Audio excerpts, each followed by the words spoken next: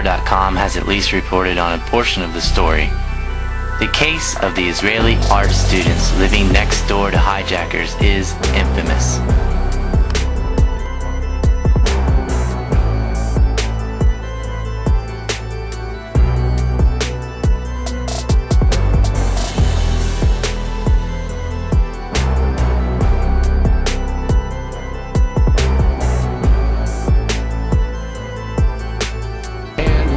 Investigators most, particularly in New York in the counterterrorism investigation of the World Trade Center attack, is that on a number of cases, suspects that they had sought to wiretap and surveil immediately changed their telecommunications processes. They started acting much differently as soon as those supposedly secret wiretaps went into place. Brett? But the complaint about this system is that the wiretap computer programs made by Converse have in effect a back door through which wiretaps themselves can be intercepted by unauthorized parties. Adding to the suspicions is the fact that in Israel, Converse works closely with the Israeli government and under special programs gets reimbursed for up to 50% of its research and development costs by the Israeli Ministry of Industry and Trade.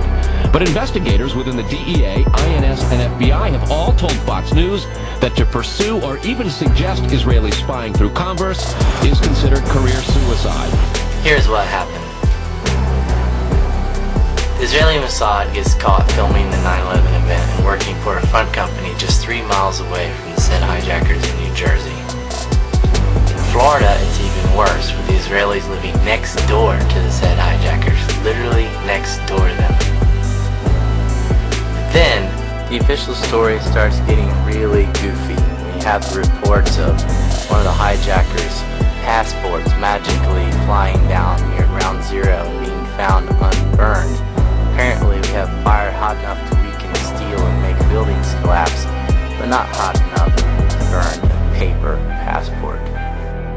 As if it was an attempt to top that one, they have the claim that Mohammed Atta, the same guy they lied about having a meeting in Prague where he got anthrax, supposedly had a bag with a list of all 19 hijackers' names on it and plans about 9/11, which just so happened to get lost in the luggage and never made it on his final flight.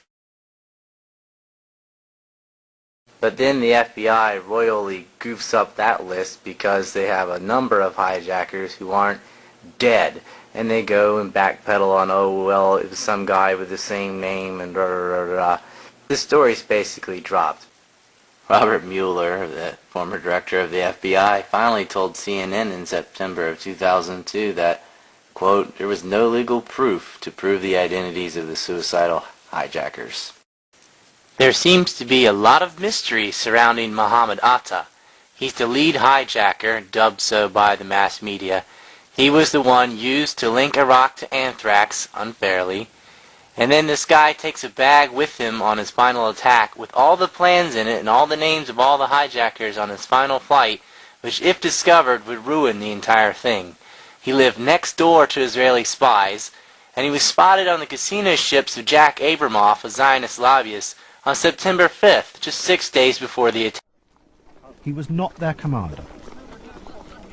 There is also no evidence that bin Laden used the term Al-Qaeda to refer to the name of a group until after September the 11th, when he realized that this was the term the Americans had given him. There was constant discussion about him hiding out in caves, and I think many times the American people have a perception that it's a little hole dug out of a side of a mountain. Oh, no. This is it. This is a fortress. Yes. A complex, multi-tiered, bedrooms and offices on the top, as you can see. Secret exits on the side and on the bottom. Cut deep to avoid thermal detection. A ventilation system to allow people to breathe and to carry on. The entrance is large enough to drive trucks and even tanks, even computer systems and telephone systems. It's a very sophisticated operation. Oh, you bet. This is serious business. And there's not one of those. There are many of those. Oh, I think we've seen this cartoon rhetoric before. There weren't many of those. There weren't any of those. Hack. That's all interesting. Well, that's not all. He also had Star Trek teleportation powers, apparently. Yeah. The only reason we have killed this man today is because Muslims are...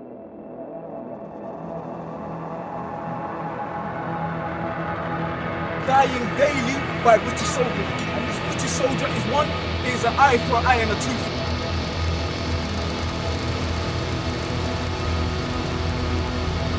for a tooth. By Allah, we swear by the Almighty Allah, we will never stop fighting you until you leave us alone. So what if you want to live by the Sharia in Muslim land? Why does that mean you must follow us and chase us and pull us and shoot us and kill us? Rather, you lot are extreme. You are the ones, when you drop a bomb, do you think it hits one person? Or rather, your bomb wipes out a whole family? This is the reality. But by Allah, if I saw your mother today with a bucket, I would help her up the stairs. This is my nature. But we are forced by the Quran in Surah At-Tawbah, through many ayat throughout the Quran, that we must fight them as they fight us. An eye for an eye and a tooth for a tooth. We are...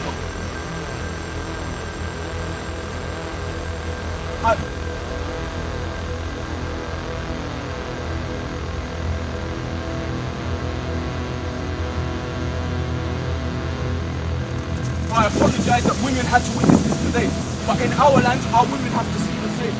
Do people...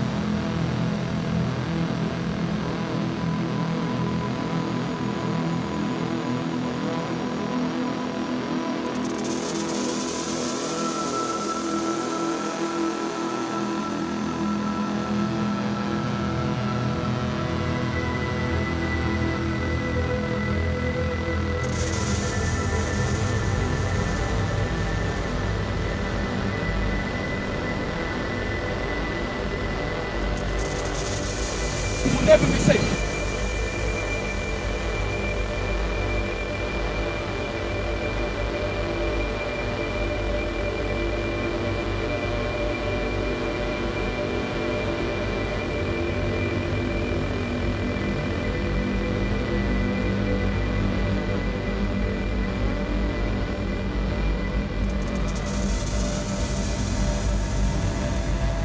Remove your governments, they don't care about you.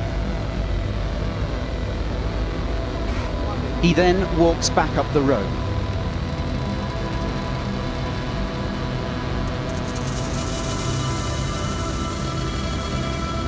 Remove your governments, they don't care about you. You think David Cameron is going to get caught in the street when we start busting our guns? You think the politicians are going to die? No, it's going to be the average guy like you and your children. So get rid of them. Tell them to bring our troops back so you can all live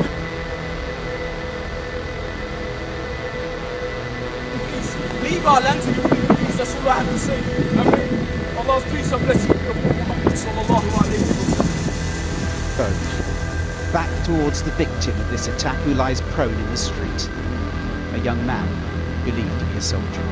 The man with blood on his hands then talks to a second man. There are also heated conversations with passers-by, people who have witnessed appalling violence, some of whom tried to stop it.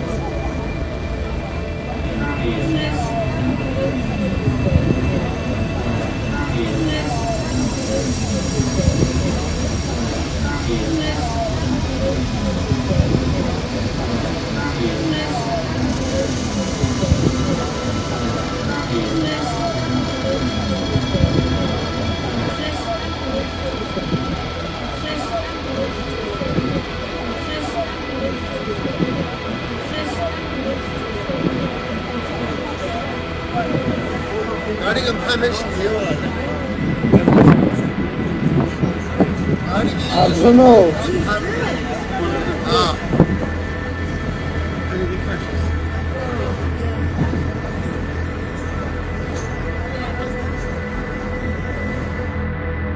Well, I'll put a few nails in the moon coffin the other day in my moon hoax video. Please watch it and share it around, because it's important information about the boots. Sometimes the simplest things really can go a long way in showing people how fake these things can be. Not everything's fake, but gee, there are a lot of things that are. And certainly 9/11 was a fake. Now have a look at this footage here. This is the winner of all fake actors I've ever seen that dusted black people from 9/11.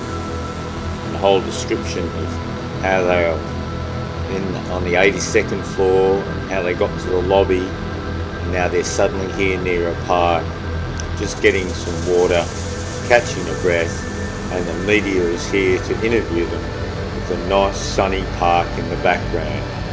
Now I ask you, how unbelievable is this? Just at the simplest level, the park in the background.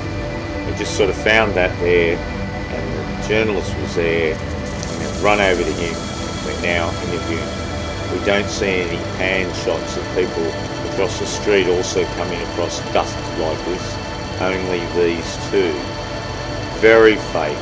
I mean, this is as fake as Armstrong's footprint on the moon.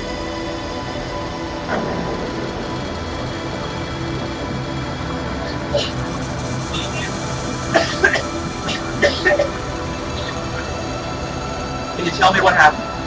What did you say? I saw windows coming out of the building and the ceiling falling on the floor where I was walking.